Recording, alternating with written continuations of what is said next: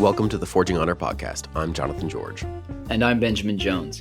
Here at The Forge, we explore what it means to live as Christian men. Along the way, we'll be doing weekly challenges to build character through action. We are by no means experts, just two young Christian men trying to make sense of a wild world. That's right. We do our best to learn and hope you'll join us on the journey. And if you want to get directly involved, go to forginghonor.com to find information on how to join our community. This is episode 24, Slow Improvements.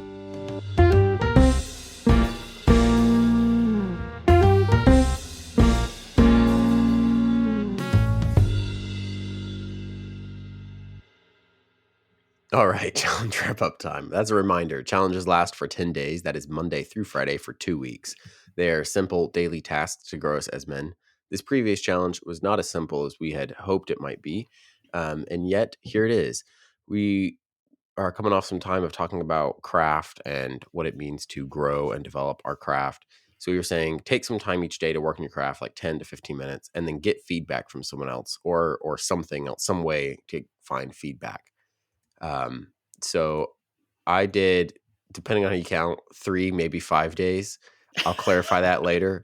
Banjo, how'd you do? I wasn't much better.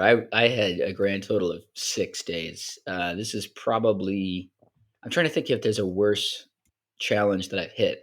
This felt like my lowest performance of any I've done. Still better than my lowest performance of a measly 3. Or maybe it was 2 at one point. I've had some rough ones. Yeah. And yet we soldier on. We're getting better.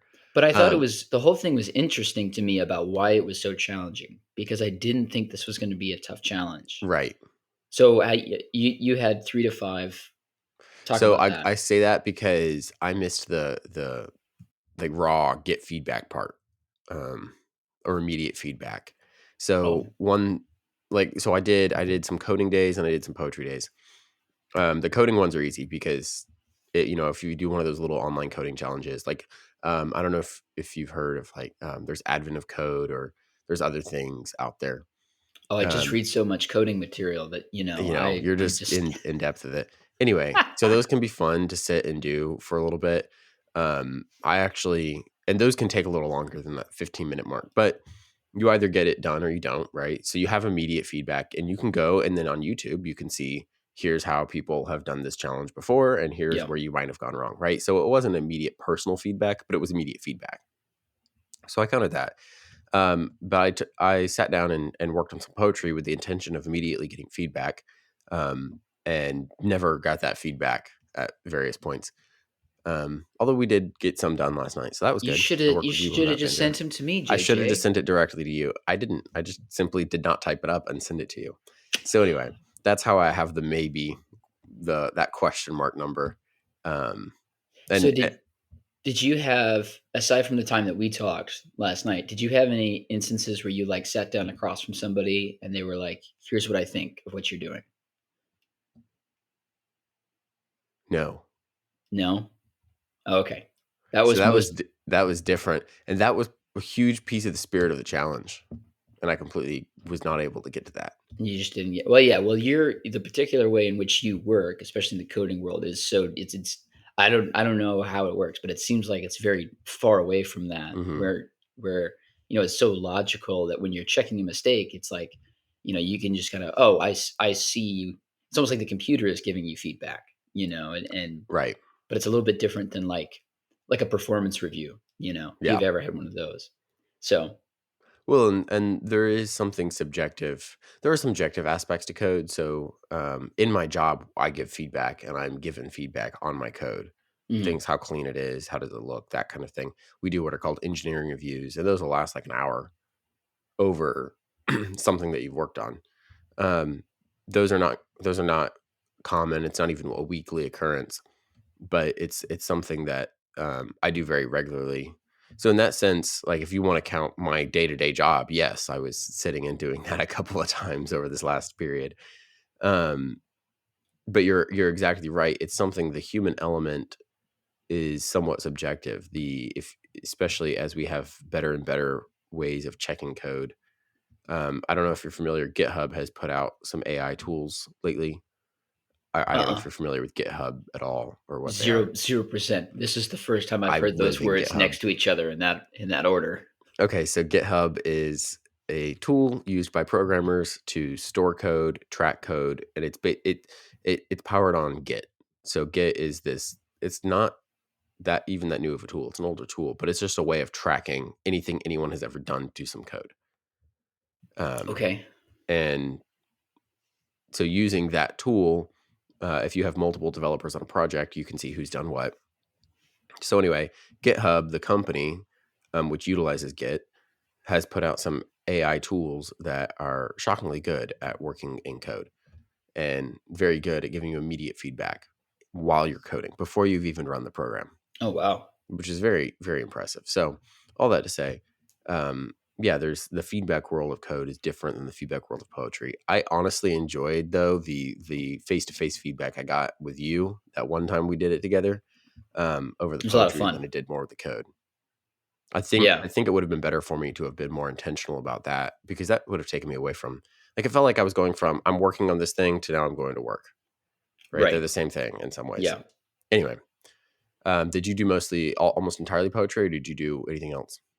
No, I did some poetry. I did my wife plays guitar much, much, much, much, much better than I do.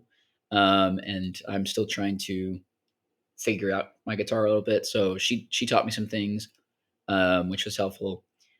And then at work, I was getting some feedback on some teaching and looking to improve. We just finished our first quarter, so I gave the kids their grades back. I got my grade back, and working towards making some improvements there. So those are all different. And I mean, the main thing is just like I don't like feedback.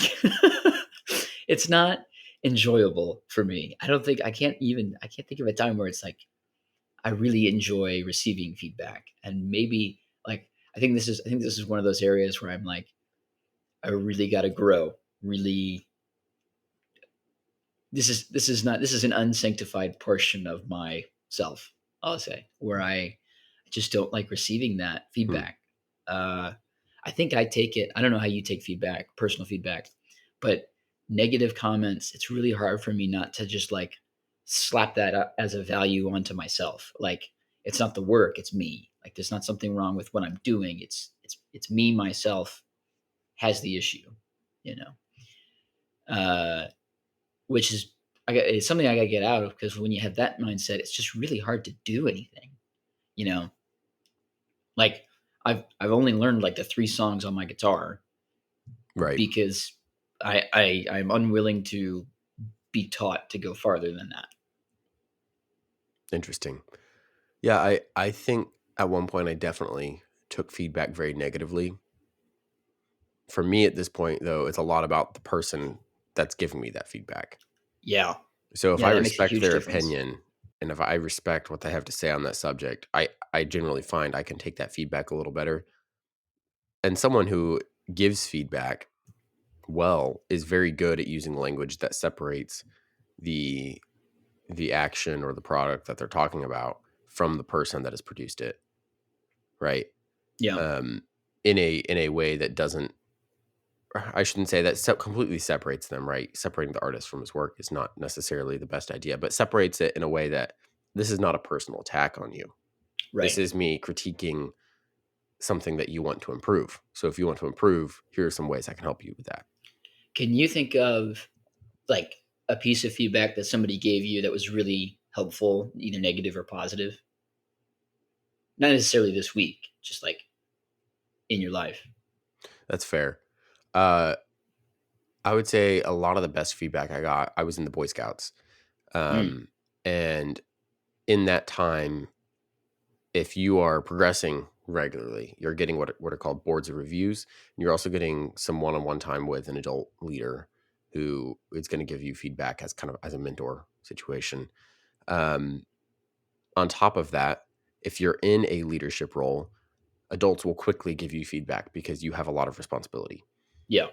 Um, so I was in a leadership role and I was what was called the senior patrol leader, meaning I was running meetings. I was planning trips. I was helping organize other patrols doing their trips, et cetera. Um, and there's a lot that goes into that. So if you drop the ball, it's kind of you've dropped the ball for the whole troop. And our troop was like 70 kids, Whoa. 70 young men. So I, in my first couple of weeks, very quickly got a lot of feedback on that particular Yeah. leadership role. Now, they don't throw you into that leadership role, right, without you being somewhat prepared. So at that point, I've been in scouts for a long time. I, in theory, knew what was going on, but there was still a lot that I had to work on, right? That's kind of the point of the leadership role as well, is learning how to take responsibility. So I got a lot of feedback there and good pieces of advice. Um, so, for example, I had at one point, I'd messed up and I can't even remember exactly what I did. It's good that it doesn't stick with me in that way, but I'd messed up as the leader. And when one of the adults asked me what went wrong, I started giving excuses for why I think I hadn't gotten something Right. done on time. We'd missed a deadline or something. And like he just said, Jonathan, stop, never give excuses, Hmm. right? Don't give excuses. And he didn't say, Jonathan, you're the kind of person that always gives excuses. Like, how dare you? He just said, don't give excuses. And then just Right. moved on. Like, there was no, it was really, really helpful for me because I went, okay, yes, I was doing that. I don't have to. I can adjust the conversation now. He was the kind of person who just could immediately say, all right, let's start this conversation over and let's work on this. Right. Right. He was clearly a part of the troop to improve young men. And Right. that piece of advice has stuck with me. Yeah. Anyway, so that's one example that comes to mind in terms of like kind of those soft skills. When it comes to some of the hard skills that I've learned over the years, whether it's coding or even learning some of the literature stuff that we really enjoy together. I think those are areas where the advice can seem a lot more subjective. Right. Or depends. I don't know. I don't want to go too far that way. Before I go off on a total tangent, what about you, Banjo? um, no, I like that feedback of like don't make excuses in the way of yeah, you're not it's not oh it's not even something like weak men make excuses, right? Like it's not Right, putting a label on that. It's just like don't do it. It's just right. clear cut, don't do that, which is good. Um I got a lot of good advice and good feedback from a particularly from a uh, youth pastor that I worked for a couple years ago, like 3 or 4 summers now. Um, and he was just a super intentional guy, a phenomenal person at recognizing patterns. I mean, you just like you just could just like if you put 6 people in a room and let him watch the people in 6 minutes, he would know every dynamic that was working within that group. Just Interesting. he was so quick at recognizing these things. It made him maddeningly difficult to play board games with because immediately he would see like everything that was going on the board. Like it would just take him like 1 minute and he would know how to win the game. Very frustrating. But it was a super helpful trait to have when teaching people how to interact with people. And the main piece of feedback that I got from him was like, be intentional. Like, why are we doing this thing? Why are we doing this thing? And so every time we would have like a Bible study, he'd be like, love it. Why are we doing it? And he was looking, it didn't need to be like, you know, a whole philosophy. It just needed to be, look, is there a reason that you're doing it or are we doing it just to do it? Right, right. And That's very then, important. and then on the, kind of like on the underside of that, it was always one of the great pieces of feedback I got from him is I think he listened to me lead a Bible study once, or he heard me give a talk or something like that, and then he was like, "Okay, so you need to be able to give a lesson that fits to both people who have been in the church for their entire life and for people who walked in the door today. Like, how do you do that? That's where you need to be. Because my tendency is to give like the OPC, Reformed Presbyterian. We're going to reference the Westminster Standards, And it's going and to be an hour and a half long. And it's going to yes, Well, we're a Yeah. good Presbyterian. It better be an hour and a half long, and we're going to have a committee. And there's going to be Um, 3 points to every point that's somehow. right. And they're all alliterative. Don't forget that. Always Always alliterative. That alliterative. always cracks me up. Yeah. Um, but he was like, look, that's all good. But if you're tossing words around like sanctification and justification to kids who barely know who Jesus is, like that's not helpful. It's not useful to them. So how do you balance those two things? And I think one of the great things about feedback, really good feedback, is like we've been saying, it's not an attack on you, the person, but it's telling the person kindly, look at the world a little bit differently. Like you're not, because we get so narrowly focused in on things, and feedback is so much about like, okay, so you're seeing the world like this. You need to see the world a little bit more openly than that. And I don't think it's even necessarily like see the world the way I see it. Right, right, I think that's bad feedback. Like bad feedback is the kind that's like, everyone needs to look like me, and then we will all be happy. right. Um, but good feedback is like, look, you're just missing this perspective. You're missing this angle on it. I don't know. That's an off the top of the head theory. That makes sense. Well, and critiquing the action or the product over the person again can separate that emotion from the person, allow them to take that feedback. At least I find that to be the way for me. So I was thinking back in high school. I had a wonderful English and history teacher. He kind of taught both sides. Um, and at one point in the year, it was we're going to work on poetry now, right, in our literature Right. progression. And I remember the first couple of poems I submitted to him. He did not critique any of the content. He only critiqued like the meter, the rhyme Right. scheme, that kind of stuff. Right. And it wasn't until later that he started critiquing, hey, this idea doesn't really make as much sense here. This verse would be better placed before, things like that, where the Right. content started to get critiqued. But at first he was just laying that groundwork of like, okay, you want to write a sonnet? I don't even care what it's about. It can be about literally anything. Just follow the rules. Just make sure you follow these rules. And I wrote what were probably some pretty terrible sonnets in terms of their content. But by the end, I had the rules down, right? So I Right. knew how a sonnet worked. And then it was, later on, he was able to say, all right, now we're going to make a decent sonnet, right? It's Yeah. not going to be a Shakespeare sonnet, but it's going to be decent, a little better than before. But you got the rules down.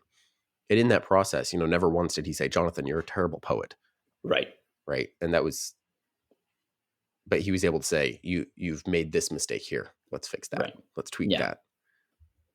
Well, okay, so we can cut this out as we like, but here's my pitch for the next 10, 15 minutes is that we give each other feedback on how we do as podcasters on air, Oh, live on air. live Ooh, live that's on air terrifying. feedback. Practice what we preach. I would like to try that. I need to come up with something scathing to say about you. I kid. Well, you've given me feedback off air that's been helpful, and other people have as well, and that's good. And now we just do it, and we just we just draw the curtain and imagine the show is over, and now we've gotten to the end, and now JJ, how did you think that episode? How did you think that episode went? Right. I definitely let's dig into this. And let's add some rules. I think one thing I want to hit on is not just as generally as podcasters, but kind of give critiques on how we do this podcast specifically. This podcast specifically, yeah, Because I think critiques for you could work on your voice in this way or just right, whatever dumb stuff. But when it comes to like practicing what we preach on Forging Honor, like immediate piece of feedback for me is I think I've completed all 10 days of a challenge once. Like oh yeah, yeah. I don't commit myself to some of the time apart from the on air. You're taking my feedback, man. You can't take my Hey, okay, feedback. I'm sorry. Immediately jumping to my own my own feedback. All right, You let's jump feedback into it. me. Let's jump into it. Take like only a few minutes each. Let's try not to go for too long here. But Banjo, it was your idea. You could go first. Okay. Yeah. Let's see. Yeah, I had the idea, and now my wheels are spinning. Um, well, first and foremost, any piece of feedback I give is prelimed by this. I really enjoyed doing this podcast with you. This was your brainchild, and I appreciate you bringing me into it. And I enjoy the experience. And I think you do a good job of like coming up with some of these like really good frameworks for us to have like discussions in. So like, we have the podcast, which is really helpful, and getting to talk on there, and then being on the Discord, which is great. And then we've got our website as well. I think probably my biggest feedback as a critique would be like, you know, you're an excellent salesman in the area of sell the sizzle, not the steak. But every once in a while, we need more steak. You know what I mean? Where it's I'm like, not sure I know what you mean when it comes to the podcast. What do you mean by that? I have not well, heard that expression. I like that expression. oh, you never heard that? No. Yeah. Don't sell the steak. Sell the sizzle. Interesting. Yeah, it's like, you don't sell all the quality of the meat and the protein and all that. It's like you hear the sound when it goes on the cast iron skillet. That's what you're Mm, selling. That's what you're putting out into the world. Um, Flipping it, on like we've got an amazing logo, we've got an amazing production quality, we got a great looking website, we've got all the sizzle in the world. But I think one thing that we could probably both work on is more steak. Like right. there's more things that we could put out onto the website. That's as much I me agree. as you, or there's like maybe more, you know, uh, maybe there's just more meat. I think we could put on the bones. I think that's good. I like that. I'll work on putting some meat on these bones. All right. Banjo. I also have really enjoyed doing this with you. I'm really glad that we get to do this together. We've talked about doing something like this for a while, and yeah, it's a ton of fun. Um, so I think your greatest, in my opinion, like one of the greatest things about you is also one of the things that contributes at moments to some dead air on the show a little bit. So that would be my feedback. So what I mean by that is you're very inclined to go into, you want to talk about whatever the pet subject is of that week, Yes. whatever you've been thinking about. And it doesn't matter what the content of that particular episode was meant to be. You want to talk about what you've been thinking about, which I totally understand and get because I'm that way. Um, I think sometimes what that ends up doing is we go on these long journeys Right. away from the subject, and then we have to figure out how to rein it back in, which is fine. But like I was listening back to some episodes and like, that happens a lot It does. where we do Yeah. that.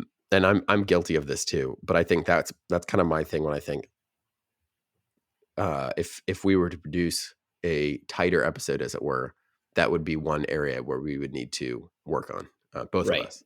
So We got to prune those hedges a little bit. a little bit. A little bit. All right. Yeah. No, that's good. That's good. That makes sense. Very Feedback good. registered. Yeah. How There's some did feedback. should we feedback our audience? Feedback. Feedback our listeners. Wait, how do we feedback people? We don't see them. We don't hear them. No, but we do appreciate them. Yes. We do appreciate our listeners and that they're doing this with us. I feel like every podcast says this, but like we're just out here talking and we enjoy it, and we're baffled if anybody wants to listen along, but that's fun for us. So Baffled if anyone wants to listen to you, Banjo. Oh, come just on. I'm baffled on that front. Trust me, I teach kids for a living. I'm amazed if any of Fair, them fair. are not glazed over.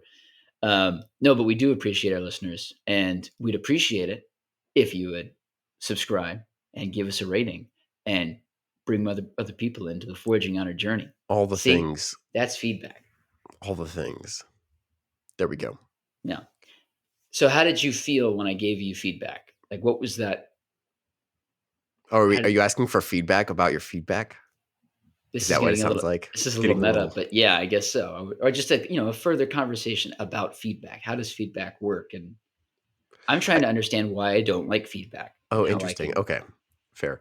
For me, you told me about, yeah, you want a little more stake and the episodes and on the um, website, etc. I see that as, okay, well, you did a good job of first saying, like, here's what you're doing well, Yeah, right? Here's this area you're doing well. So that's great. Now let's take it and let's work on this next thing. yeah, Right. So you give a new objective. And that works out very well for someone like me who, okay, yeah, I think I'm doing well in certain areas. Okay, you've confirmed that. And I know I'm not doing well in other areas, and you've confirmed that, but you haven't done just one or the other, right? You've been able right. to say, here's an area, now here's a new area to improve. And I'm the type of person who, if I see something to improve on, right, You're I gonna see go do that. it. I don't see that as a like moral problem or moral failing in some way. I see that as a problem to be solved, or as a math problem that needs a solution, right? Right. So we're going to go and we're going to figure it out. Mission objective. So I think that's why most of the time I can take feedback pretty well. If someone just comes at me and yells at me, "Wow, you're a terrible podcaster. You're terrible at this," blah blah blah, I just discount that entirely because they're Yeah. clearly coming from a place of emotion or from a place of they don't like me for whatever reason, and Bitten by I a don't podcast as a small child, something like that. something like that. I don't have to listen to that, right? They're not giving me anything to work on. So that's a key Right. piece. Good feedback gives you something to work on in my Yeah. mind. No, that's true. That's So true. anyway, does that does Yeah. that help you kind of figure out, like, is there a piece of that you think you might miss and most times you're getting feedback? Um, I think it's there was one time I'm trying to think of what this was. I think there was one time, I submitted an article or I submitted a piece of writing to, um, either to a website or to a, newspaper or something like that, and which, being someone who wants to be a writer, that's like a constant place of I actually wish I had more feedback in that area Oh because yeah. I'm constantly sending out my writing and I'm constantly getting no feedback.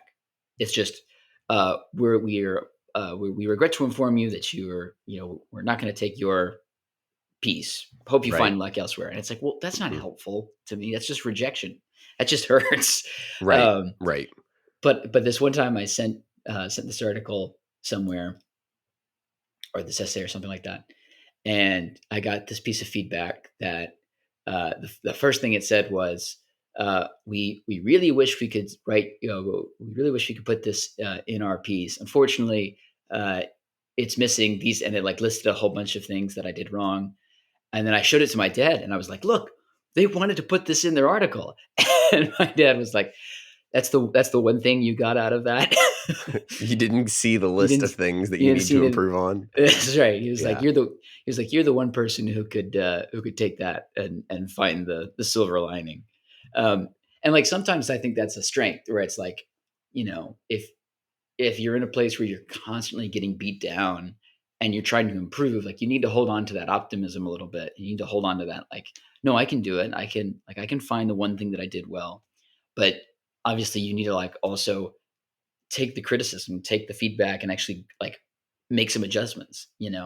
Um, what's funny about when you gave me the feedback is I felt it.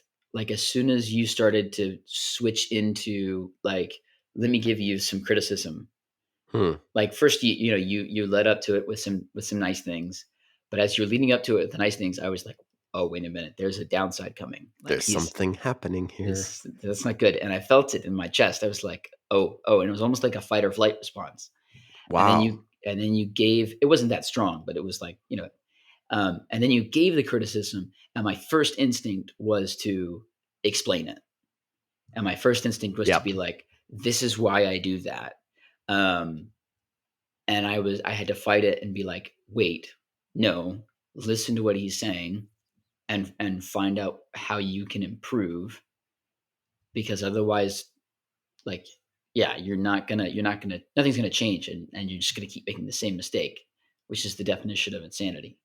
Interesting. Um, and It's yeah, it's so interesting that your first instinct is here's you want to explain why you did that because I'm thinking and realizing I definitely have done that before.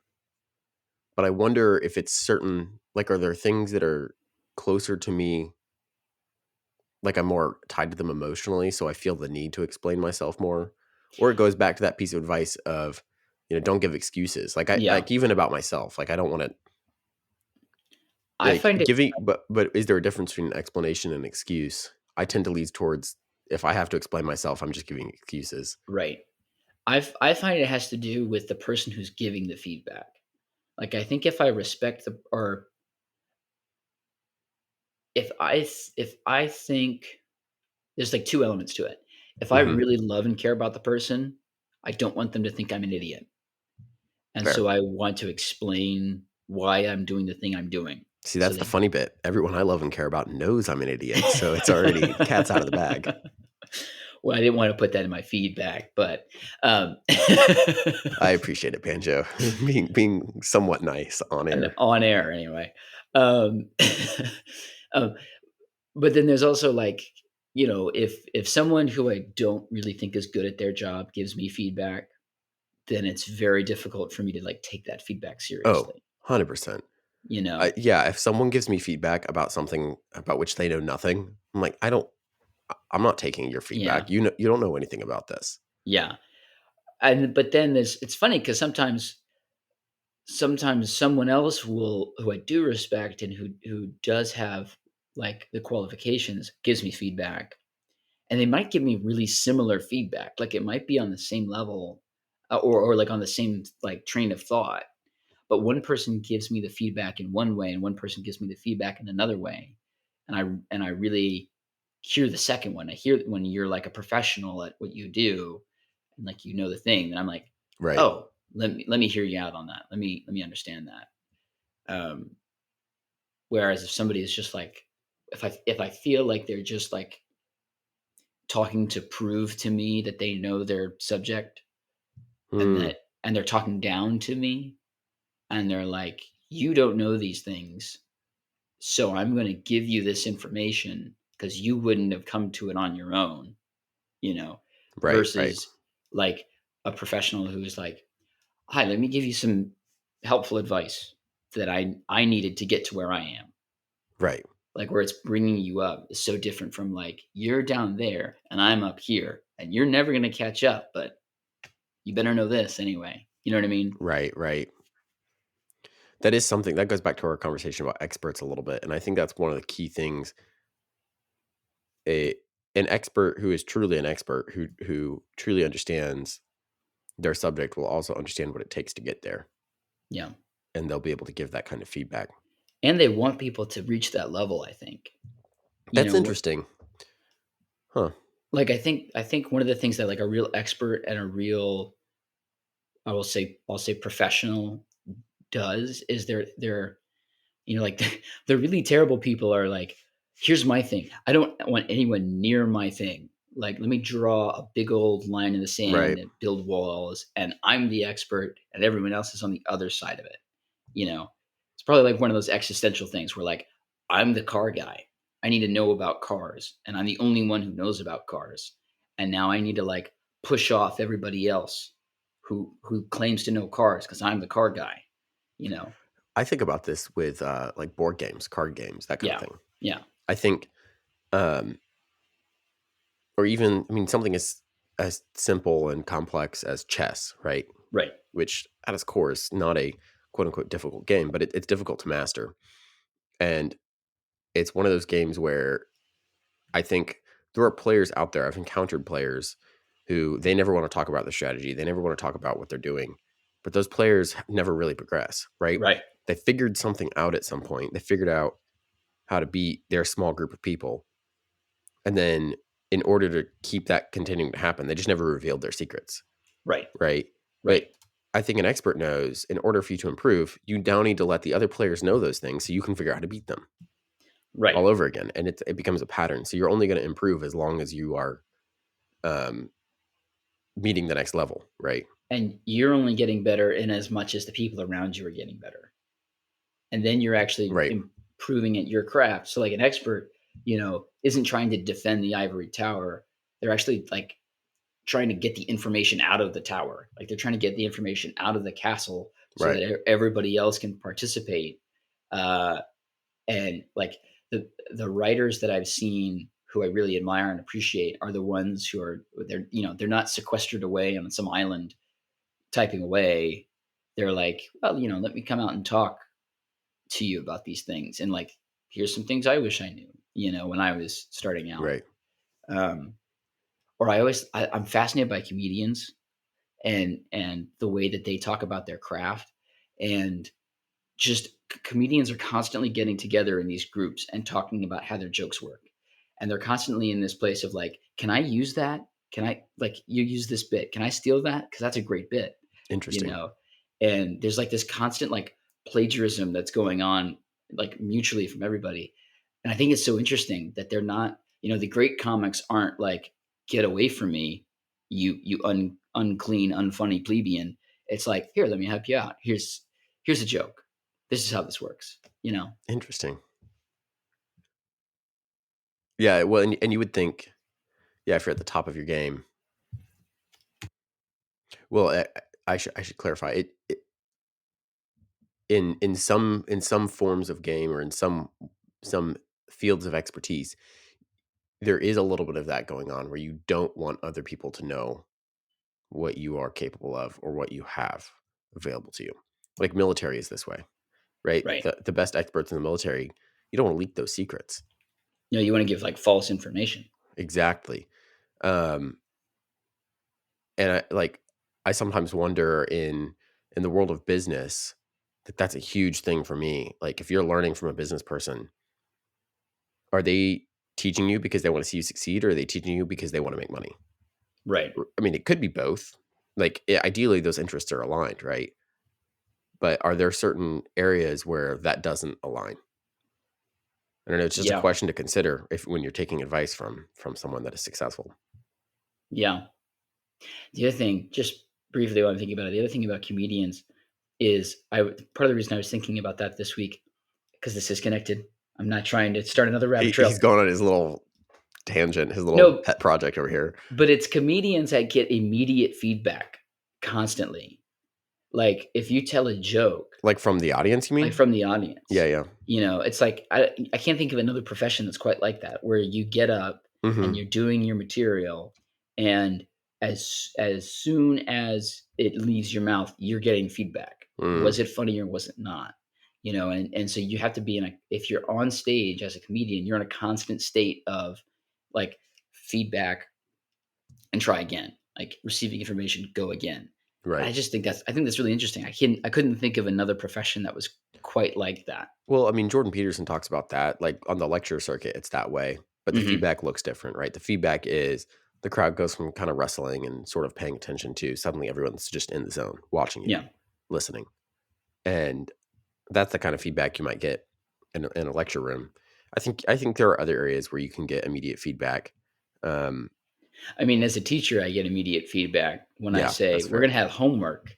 That's an Immediately. immediate, Oh no, yeah, but it's not yeah. useful feedback. I can't do anything with that information Right, right. Not give most of them the time. homework. I mean, that doesn't work. Yeah. Right. And well, and there that's the thing is sometimes if you're giving feedback to someone, so kind of flipping it from the receiving end now to the giving end.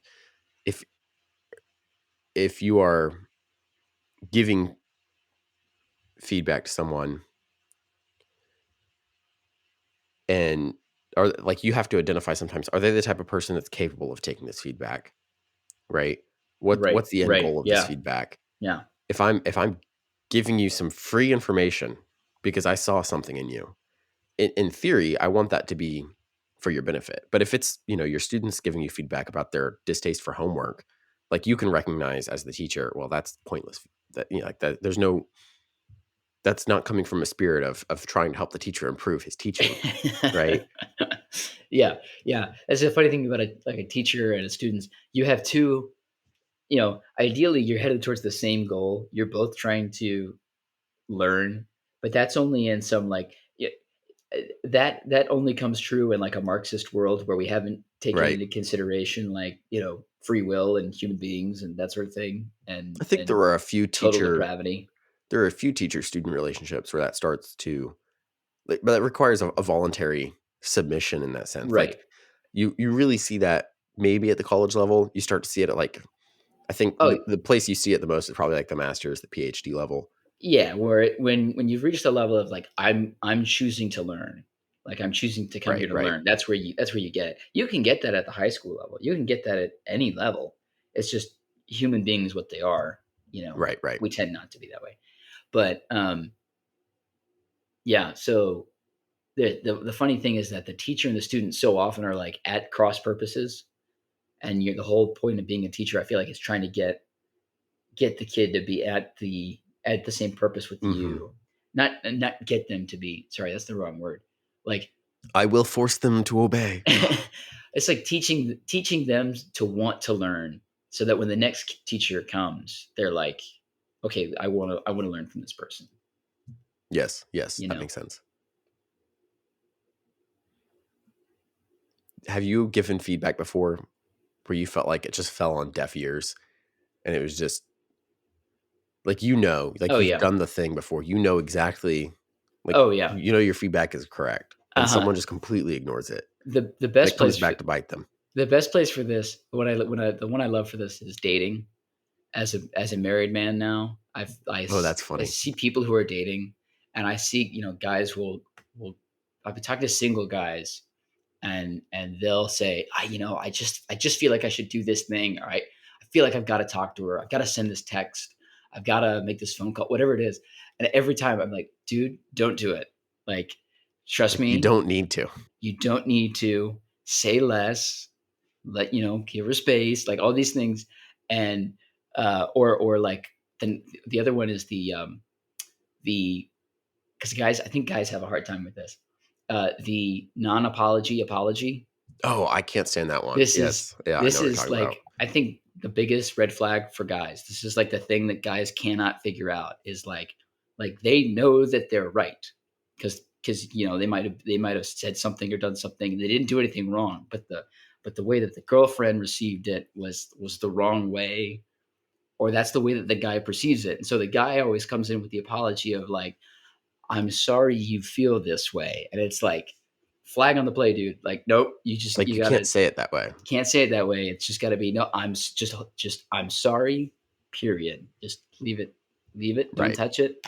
And every time the guy goes back and it's like, I'm sorry that this is how you feel about it. I'm like, no. Then they come back to me and they're like, I don't know what happened. And I said, do you see, did you say the thing I told Do you to you say? see the problem here? They're like, no, just didn't feel right. And I'm like, come on. How about you? Are there places where you see people running into brick walls when they don't need to? I mean, oh yeah, I wouldn't. That happens at various levels. I've had opportunities to teach and opportunities to mentor young men a little bit, and I mean, yeah, I think the thing for me is sometimes you don't know how long it'll take for that feedback to come home, Yeah. and there's also just like I think of proverbs, right? The proverb of if like don't talk to a fool in his folly, right? Right. Because he's just gonna keep doing what he's doing, right? Don't throw your pearls before swine.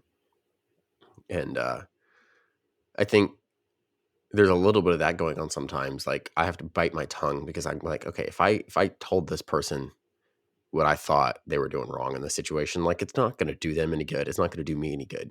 Yeah. So distinguishing between like almost who is worth giving feedback for sometimes, like holding that wisdom a little more precious, right? Because if I just walk around spouting off, hey, here's this thing I learned, Yeah. right? I just become useless to all involved because now I'm not taking the time to take feedback for myself and I'm just kind of spouting, right? So that's Yeah. something I think that's something to work on. Yeah. One of my favorite movies is I think I've probably talked about it on air before, but it's Glengarry Glen Ross. Sometime we should do an episode where we just talk about the life advice we've got from movies and You'd be the only one talking. oh, okay. Well, yeah, I guess that shows. Yeah, that shows where my feedback comes from. That's Maybe that's funny. why. Maybe that's why I don't like feedback. I'm so used to like receiving it from the TV. There's no like talking back and forth, and I'm just not used to that.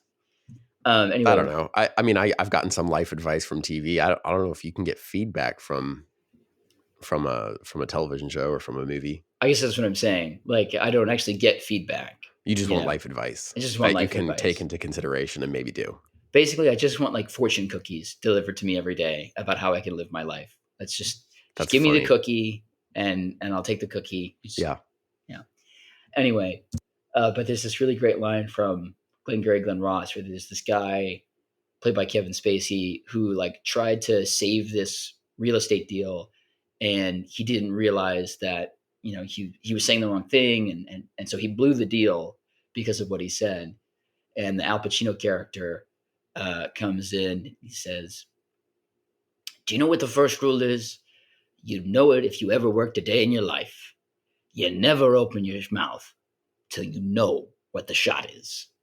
And I always love that line because I think even with advice, it's true where it's like, yeah, you Hmm. don't open your mouth, don't say anything until you know for a fact that this is something that needs to be said right now. Like it must be said, and you know, sometimes even then, like you got to hold on to that thing. Banjo, maybe we should take that to heart. Our episodes would be about half as long. We're just sitting in silence until we like, here's what I know I must say. Then we say it and then we sit in silence. That sounds like that sounds like a really disturbing, like one of those falling asleep videos. Like Oh yeah, yeah. now you're falling asleep with life advice from JJ and Banjo, and then it's just like a long pause, and then always make sure the iron is off. That's so unsettling for some reason. All right. Well, then that would be terrible. That one would be terrible though, because you would just constantly be waking up in the middle of the night. Did I leave the iron on? Is Did it I? on? Did I? Did I? Well. Anyway, no, I've enjoyed this conversation more than I enjoyed practicing the actual challenge, considering how well it went for me. I think kind of taking away from this, I'm not sure that there's necessarily a daily challenge out of this going forward. I think it's kind of a difficult, I don't know, implementing like a 15-minute thing into your life surrounding feedback. I don't know where that comes in. I do think for me coming out of this conversation, I need to be looking and more aware of where I can find feedback from the people in my life. So Hmm. I could get daily feedback from my wife, I'm sure. Do you But there's not also, already? I mean, I get not like in the, hey, tell me exactly how I did on making the steak for you tonight. I don't know what it is. Yeah, you get little bits of feedback here and there. And when it comes to larger pieces of my life, like I get feedback if she's coming to I don't know if I have to give a presentation or something, or I don't know, she'll give me that feedback. Especially when I was in school, she came to a lot of my college stuff, and she would say, "Oh, I think you did well here. I think you did well here. Here's where you That's can improve." that's the funny thing about being married. Yeah. I never had a test audience before for Oh my yeah. material. Now you have a test audience. So now I'll I'll go to a party and I'll do my bits. And then on the car ride back is the whole thing is just I thought that joke didn't land quite right. You should wait on That's your timing. funny. That's funny. That story didn't go the way I think you thought it did. Yeah. So my feedback is less around my stories and my jokes, but more around like, hey, how'd that interaction go? And did like, especially if I go into the night with some goal or some purpose, I want to talk to someone specific. Yeah. My wife will say, "Oh, here's what I thought about that." And this is why you and I are different. You're focused on the business and I'm focused on the laughs. I don't That's know about business, but that's the idea. Anyway, point being, um, I think there are other areas I could look for feedback, find some more specific mentors. That's something people talk about. Like yeah. I have men in my life I would consider mentors, but I should, I think, seek them out more intentionally. And but also, I really enjoyed the feedback that I would consider I would consider us to be peers and on similar level in terms of where we are in our life journey. Mhm. So there's feedback to be gotten there as well, right? Like I know the feedback you give me is not going to be quote unquote as qualified as someone that is much further along in our in the journey that we're on. Right. But it's still worth taking into account and taking into consideration. Oh, you learned this? Okay, let's see what let me try that, let me Yeah. try this. And I think there's even value in getting feedback from people who are, like, not on your level in that sense, like, because sometimes they see things that you don't, you Oh, know? interesting. Interesting. And I've come across things where, like, every once in a while, like, a kid will give me a piece of feedback at school where I'm like, "Oh, that's a really good point. I really like, that's something I really do need to work on." And when you think that you've mastered it, when you think that you're that much better than the people that you are over, there's a real stumbling block there. There's a real opportunity to just, like, miss a whole bunch of things. So I think it's good 100%. good to Yeah. get feedback there too. Yeah. I like that. I think that's a good place to end it.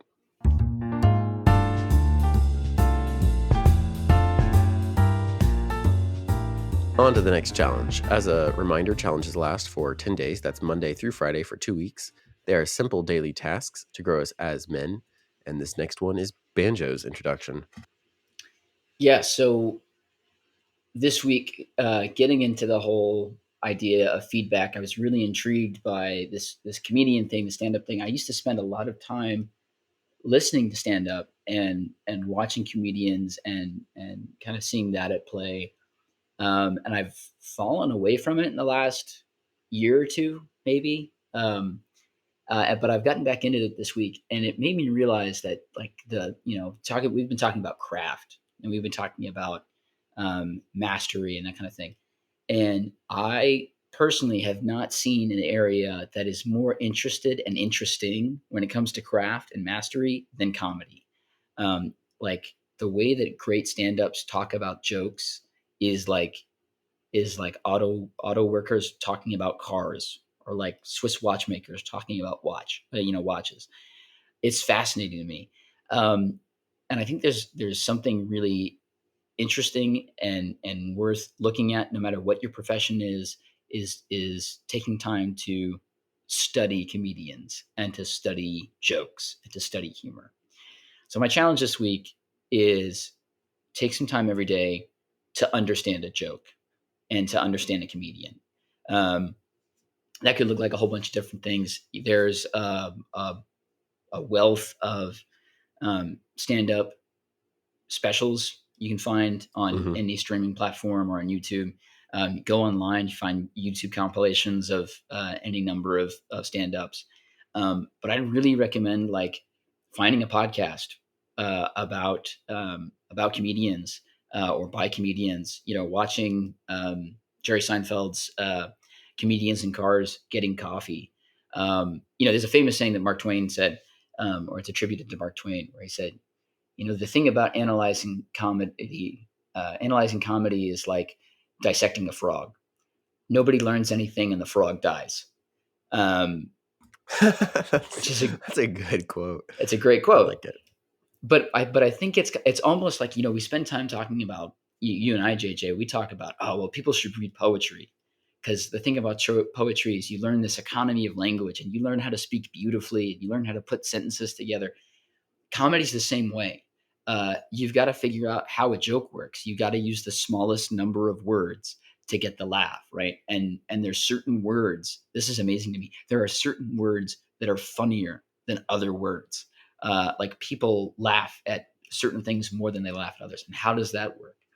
Um, and obviously, this looks like one of those things where it's like Banjo has a, like, pet peeve that he's on this week, and a little bit it Not is. pet peeve, pet project. Pet project. All right, pet project. If it was a And pet peeve, we wouldn't be doing it, Banjo. Language, Banjo. Language. Precision of, yes. Oh, or Wodehouse. Oh my gosh! Please, Oh, Wodehouse is incredible. if you have not read PG Wodehouse, please do yourself a favor. Again, I said a couple weeks ago, like, this is not a statement of judgment. This is like, oh, I'm so excited for you. If you haven't read PG Wodehouse, please stop listening to this podcast right now. Go on Amazon and buy a copy of The Inimitable Jeeves. or thank you Jeeves or right ho Jeeves. Any of Any of the those, Jeeves. any of the Jeeves, because I can't think of somebody who's a better comic mind than PG Wodehouse. Anyway, part of the reason why I think this is worth doing and why I think we should spend time on it is I find that I get too self-serious on this show, and I'm trying to snap out of that. So that's one. Two, I think if there's one thing that Christian men, as we get older, start to lose, it's our sense of humor. And I don't think there's a biblical reason for that. And I think there's something that's a little bit. You're giving me a look like I'm wrong, but Well, I'm just saying I can think of some Christian men that the humor has only aged gloriously. Many of them have.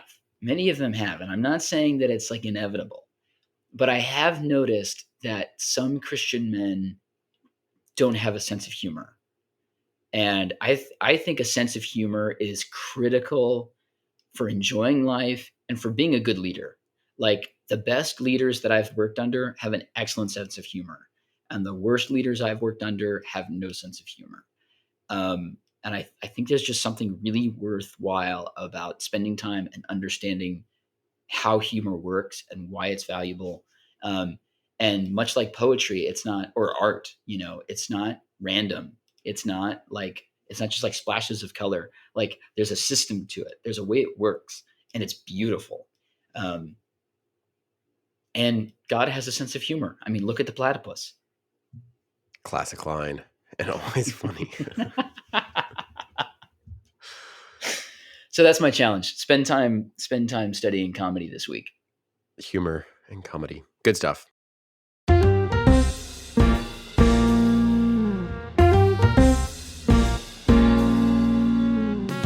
This has been the Forging Honor podcast. Music and production is by Elliot George. For more information about what we do or to learn how to get involved, visit our website at forginghonor.com. If you enjoyed the show, make sure to like, subscribe, and give us a rating to bring others into the Forging Honor journey. On our website, you'll find information on how to do the challenges alongside us, as well as links to the many resources we mentioned in the show. And we do make a small amount from any purchases you make through our website links, so thank you in advance. Thanks for taking the time with us today. We hope you'll take up the work alongside us and join us in the task of Forging Honor. We'll see you next time.